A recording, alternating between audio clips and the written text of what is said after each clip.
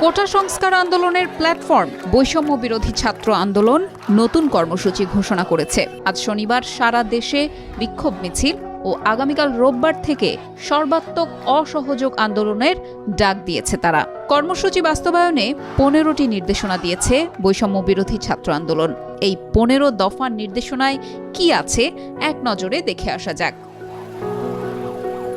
তাদের আহ্বানের মধ্যে আছে ট্যাক্স বা খাজনা প্রদান না করা, বিদ্যুৎ, গ্যাস, পানি সহ কোনো বিল পরিশোধ না করা, সকল সরকারি বেসরকারি প্রতিষ্ঠান, অফিস আদালত ও কলকারখানা বন্ধ রাখা, শিক্ষা প্রতিষ্ঠানের কার্যক্রম বন্ধ রাখা, প্রবাসীদের ব্যাংকিং চ্যানেলে রেমিটেন্স না পাঠানো, সরকারি সভা, সেমিনার আয়োজন বর্জন, বন্দরে পণ্য খালাস না করা, কলকারখানা বন্ধ রাখা, গণপরিবহন বন্ধ রাখা, জরুরি ব্যক্তিগত লেনদেনের জন্য শুধু রোববার ব্যাংক খোলা রাখা, পুলিশ সদস্যদের রুটিন ডিউটির বাইরে প্রোটোকল এবং রায়োট ও প্রোটেস্ট ডিউটি থেকে বিরত থাকা, শুধু থানা পুলিশের রুটিন ওয়ার্ক চালু রাখা, সকল অফশোর ট্রানজ্যাকশন বন্ধ রাখা, বিজিবিকে শুধু সীমান্ত পাহারার দায়িত্বে রাখা, সরকারি কর্মকর্তাদের নিজ কার্যালয়ে না যাওয়া এবং বিলাসদ্রব্যের দোকান, শোরুম, বিপণী বিতান, হোটেল, মোটেল, রেস্টুরেন্ট বন্ধ রাখা।